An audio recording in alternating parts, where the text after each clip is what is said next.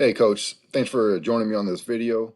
So in the last video, I mentioned a couple concepts, what's expensive or what's cheap. So it's basically involved with it refers to the amount of time and effort it takes for you to put something in and practice. Okay, that's how I interpret it is as anyway. So if you put something in, you want it to be, let's say, speaking offensively, you want it to be cheap offensively, but expensive for the defense that you're playing. Okay, so if you put something in, let's say you put a little package in, and it's a little wrinkle. It's got different formation, maybe some movement. It's a different look, but all the concepts are the same. It's just there's a lot of overlaps from your base offense. Okay, the kids already know the blocking rules. They already know, the call, the verbiage. They know it's to them. It's the same stuff that you always been doing, right?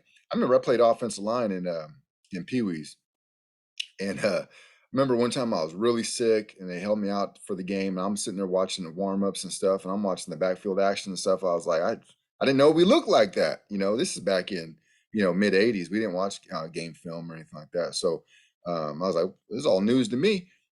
But as far as the calls were called, my rules were the same. Actually, back then, our rules, I think it was pretty much just block the guy in front of you. It wasn't too technical, but um, anyways, so if you put a little package in and it's a lot of overlap, the kids already know what to do.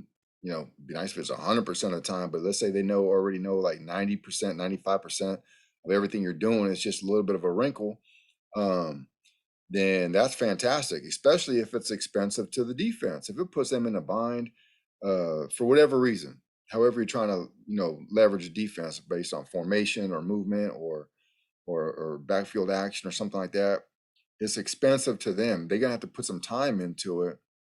Where for you, it was cheap. You put it in one day. Kids already knew it. You might have want to polish it up a little bit, but we have a thing that we put in um, for like last 3 years. We put it in like mid-season. It's a little package, and it's super cheap for us. It's everything that's new is all procedural. The formation a little bit. It's a little it has some wrinkles in it, formation wise and movement wise and stuff, but all it plays is all the stuff we've done before. Okay. And anything new is easy, super easy. I keep it super simple. So for us, it's super cheap and we can spring it on them. They don't, a lot of times we just wait for a big game and they haven't even seen it on tape, right? And it's something we could throw at somebody anytime we want to.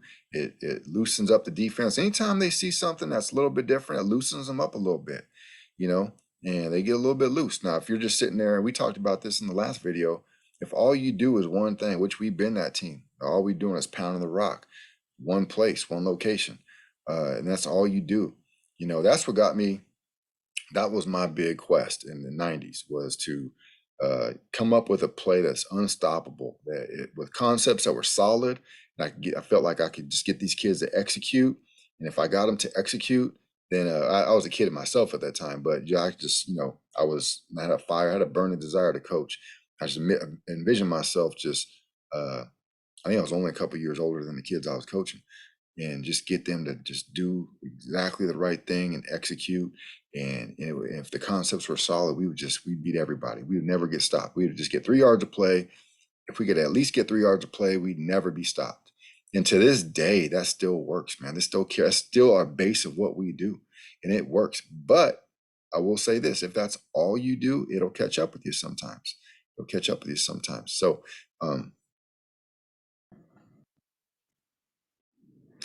anyways, when we've been talking game plan the last few videos, and how to keep defenses off balance, and how to have plan B, maybe even plan C.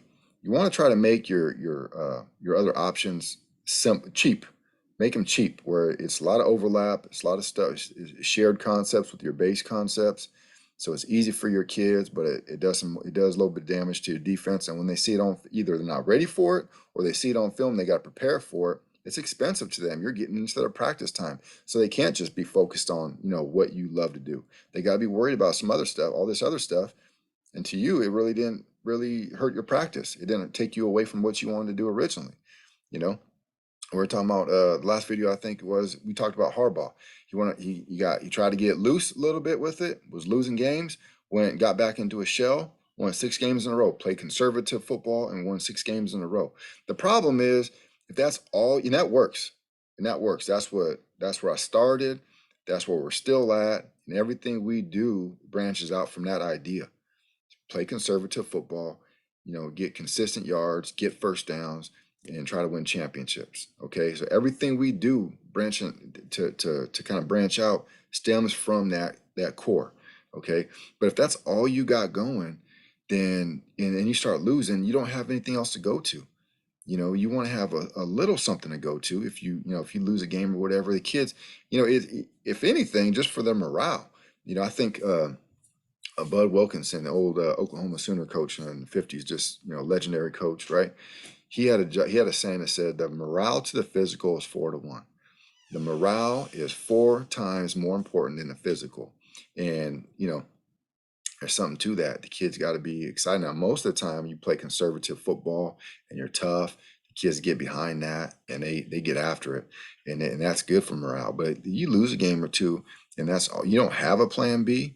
It can you might catch up with them a little bit, emotionally. So, anyways, just mix that in. Keep it cheap for you, expensive for the defense, and I think it's a good way to go. It's a good concept to always keep in mind. All right, Coach, thank you for your time. Hope you enjoy the videos. I got a link below. We get deep into what we do if you're interested. And love to hear how you like it. So, all right, Coach, thank you.